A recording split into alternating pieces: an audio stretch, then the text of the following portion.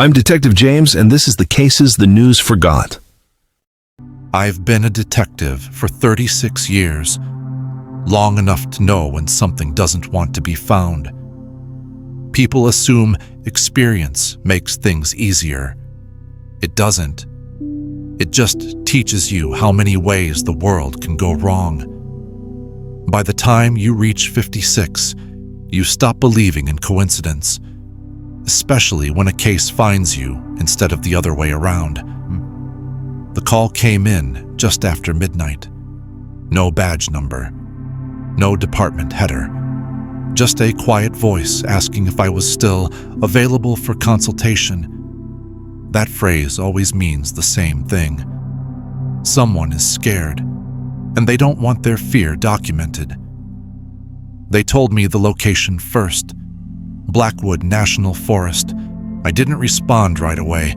I'd heard the name before. Not officially, not in reports, in side conversations, in half-finished sentences from rangers and search and rescue guys who didn't like to drink alone anymore. They said 3 people had gone missing in the past year. I asked why they needed me. The voice paused, then said, "Because whatever took them didn't leave a crime scene." I packed that night. Blackwood sits far enough from civilization that your phone signal dies before your doubts do. Tall evergreens, old land, the kind of forest that existed long before anyone thought to map it. The drive-in felt longer than it should have. Radio stations faded out one by one until all that remained was static and the sound of tires on gravel. The ranger station appeared just before sunset. Wooden structure, weathered sign, one American flag hanging limp like even the wind didn't want to stay. Ranger Thomas Ellis met me outside. Early 40s, broad shoulders, jaw clenched so tight it looked painful. He shook my hand, but his grip lingered. Not firm, desperate. "You actually came," he said. That was the first red flag. Inside the station, the air smelled stale. Old coffee, damp paper, anxiety, maps covered one entire wall, pins marked trails, campsites, known animal territories. One trail stood out. It was circled in red ink, over and over again. "What's that?" I asked. Ellis didn't answer immediately. He poured coffee, slid a mug toward me, then finally said, "That's where sound stops." I waited. "We call it the quiet mile," he continued. "Doesn't matter what time of year. No birds, no insects. Radios fail. Dogs won't cross into it." "Animals avoid it?" I asked. Ellis shook his head slowly. "Animals survive it." He handed me the case file. It was thinner than it should have been. The first missing person was a college student named Aaron Lowe. Biology major, experienced hiker. He went in alone for a weekend trip and never came out. Search teams found his phone 3 days later. Battery dead, no damage. The second case was a retired couple, Harold and June Whitaker, 42 years married. Their tent was found zipped shut from the inside. Boots still lined up near the entrance. No footprints leaving the campsite. The third case was why the Department of Interior made the call. Daniel Cross, wildlife photographer, former Marine, survival instructor, a man trained not to panic. His camera was recovered at the edge of the quiet mile. Ellis opened a laptop and turned it toward me. "I should warn you," he said. "This isn't easy to listen to." The footage started normal enough. Trees, footsteps, the faint hum of someone trying to stay calm while walking alone. Then Cross stopped. The camera zoomed slightly. Something moved between the trees, not fast, not slow, intentional. Cross whispered, "That's not an animal." The audio crackled. Then a voice came through the speakers. Clear, calm, human. It said, "Daniel, I closed the laptop. Ellis exhaled like he'd been holding his breath for weeks. He didn't have family here, he said. No friends nearby. No one who should know his name. That night, I stayed in the station. I didn't sleep. The forest outside felt like it was listening. At exactly 2:17 a.m., there was a knock on the front door. 3 slow knocks. Ellis grabbed his gun. We opened the door together. But no one stood there. Just muddy footprints on the porch. Bare feet, human, leading back into the trees. I knew then this wasn't a missing persons case. This was a presence, and it had just announced itself. We entered the forest just after sunrise. That was my call. If something lived out there, I wanted to see how it behaved in daylight. The trailhead looked harmless enough. Fresh signage, maintained paths, a place families would feel safe letting their kids run ahead. That illusion lasted until we crossed the marker Ellis pointed out. A small wooden post. Faded lettering. Mile 12. No warning signs, no barriers, just a subtle shift in the air. Sound thinned out first. Footsteps stopped echoing. Our breathing sounded too loud, like it didn't belong. Even the wind seemed to lose interest. Ellis checked his radio. Static. He tapped it, changed channels, nothing. Every time, he muttered. How long does it last? I asked. The whole mile, he said. Sometimes longer. We walked in silence. About a quarter mile in, my ears started ringing. Not painfully, just enough to notice, like pressure building during a flight. Then we saw it, a backpack leaning neatly against a cedar tree. Not tossed, not torn, placed carefully, straps folded inward like someone wanted it to look respectful. Ellis stopped cold.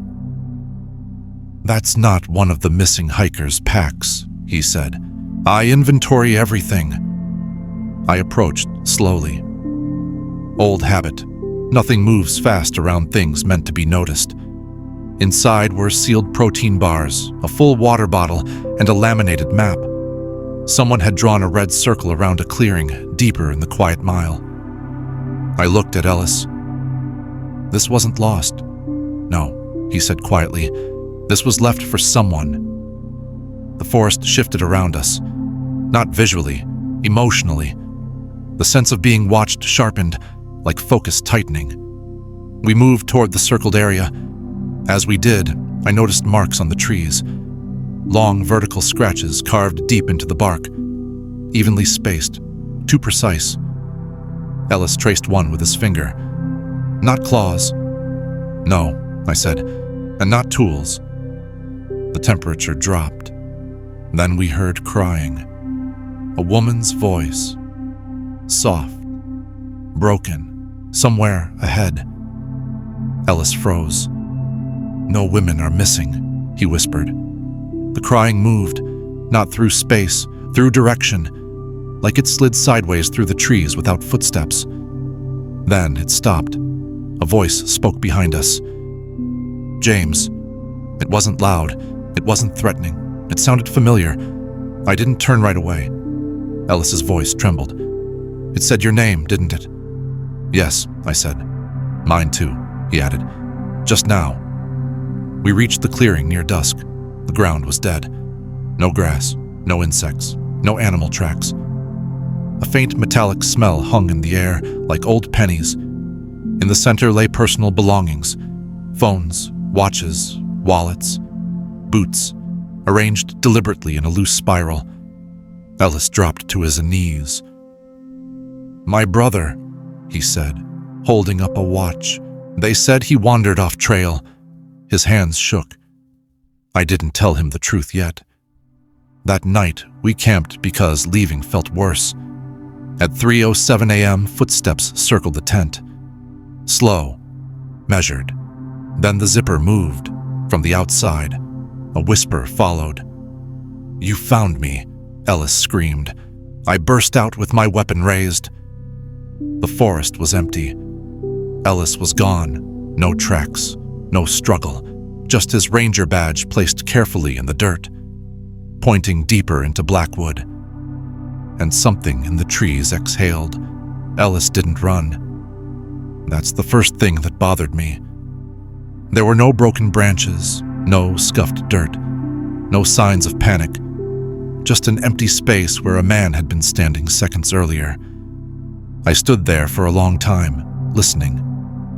Nothing. Not wind, not insects, not even my own breath. The forest wasn't quiet anymore. It was attentive. I said Ellis's name once, quietly. The sound felt wrong leaving my mouth, like it didn't belong to me once it entered the trees. I didn't say it again. Instead, I studied the ground. The badge lay perfectly flat, face up, aligned north. No fingerprints, no disturbance. It wasn't dropped, it was presented. That was when the first rule formed in my mind. Rule 1. It wants to be acknowledged. I packed up camp at dawn. Every instinct told me to leave the way I came, but the truth pressed in harder with every step. If this thing wanted witnesses, then running was participation. I followed the direction the badge pointed. The deeper I went, the more the forest changed. Trees leaned inward. Light thinned out even during full daylight. My sense of distance warped. 100 yards felt like miles. Minutes stretched. At one point, I checked my watch 3 times in a row. Each time it read something different. I found Ellis just before dusk. He stood between 2 trees, upright, feet planted flat like he'd been placed there. His eyes were open, fixed, mouth slightly open like he'd been interrupted mid-sentence. He wasn't breathing, but he wasn't dead either. No wounds, no marks, no blood. His skin felt cold, but not lifeless. Behind him, carved deep into the bark, were words scratched with something sharp. "Stay still, and it can't take you." I stepped back. The air shifted. Branches snapped somewhere behind me. I didn't turn. Another rule surfaced. Rule 2. Movement invites it. Something passed close enough that the air moved across my neck. I felt breath that wasn't warm or cold, just damp. Then it spoke, in my voice. "I'm tired, James." The sound of my own voice saying words I didn't choose nearly broke me. I stayed still. Minutes passed, maybe longer. Eventually, the pressure lifted. The forest relaxed slightly, like a predator losing interest. When I finally moved, my legs nearly gave out. I checked Ellis again. No change. He wasn't being held. He was being stored. I left him there. That decision still wakes me up at night. The trail narrowed until it wasn't a trail at all anymore. Just a suggestion of space between trees. The smell changed, earthy, old, and something metallic underneath. That's when I saw the cave, half hidden by fallen brush. Ancient. The rock around it worn smooth by time or touch. Inside, the temperature dropped sharply. The walls were marked with handprints. Human, but wrong. Fingers stretched too long. Palms wider than they should be. Bones lined the ground, not scattered, arranged, smallest to largest. Children, adults, animals mixed in but treated differently, pushed aside, secondary. At the back wall were carvings, crude but deliberate. Figures standing perfectly still. One tall shape moved among them, its head tilted. Watching. Understanding dawned slowly, painfully. This thing didn't hunt bodies. It hunted attention, movement, sound, recognition. I realized the third rule too late. Rule 3. Once it knows you see it, it never forgets you. Behind me, gravel shifted. I didn't turn. "You came back," the voice said softly. Not angry, relieved. The cave began to collapse. I ran. The forest exploded into sound, branches cracking, trees groaning, something massive moving without touching the ground. I didn't look back. I broke through the tree line at dawn, and the forest screamed my name. I don't remember how long I ran. Time stopped behaving normally inside Blackwood. It stretched and folded in on itself like it was being watched too closely. By the time I crossed the tree line, dawn had already broken, and my body felt like it had aged years in a single night. Search teams found me less than an hour later.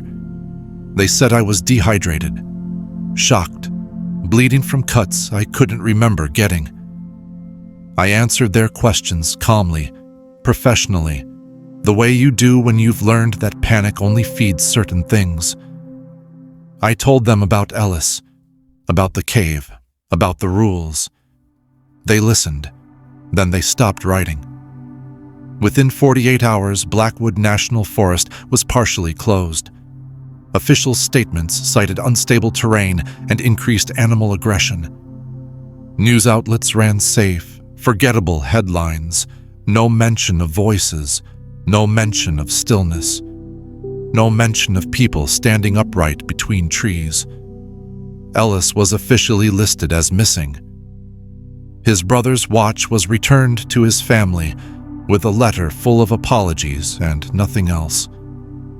The quiet mile was erased from public maps. But erasing something on paper doesn't mean it stops existing. I returned home a week later. City noise felt wrong, too loud, too alive. My apartment felt smaller than I remembered, like the walls had shifted inward while I was gone.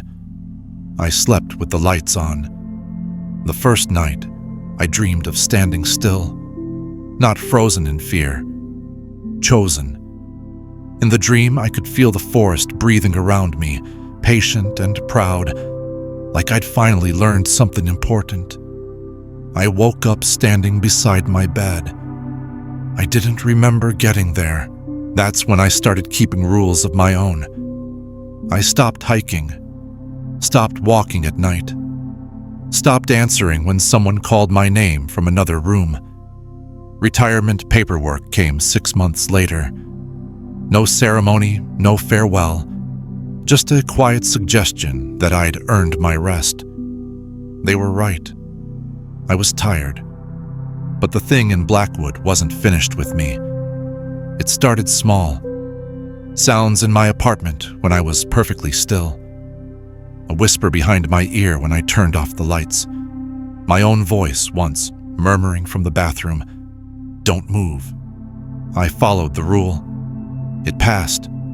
Weeks went by without incident, and I almost convinced myself that distance mattered. Then the package arrived. No return address, no postage mark I recognized. Inside was a phone, old model, scratched casing, mud still stuck in the charging port. When I touched it, the screen lit up on its own.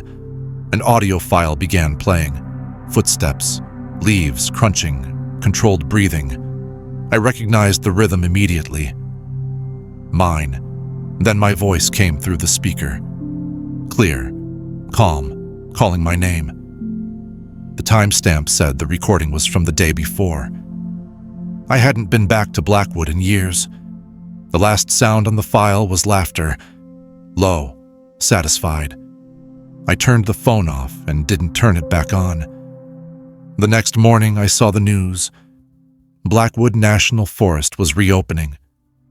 New trails, fresh signage, family-friendly access points. A reporter smiled while saying the words "safe" again.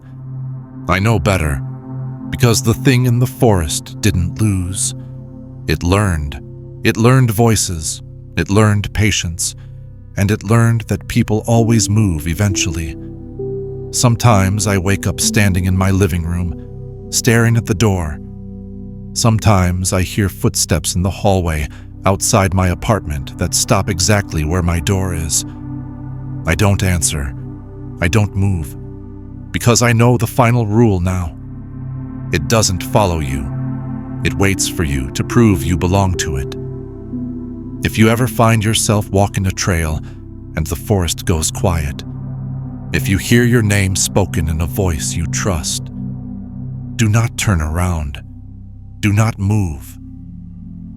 And whatever you do, do not let it know you're listening.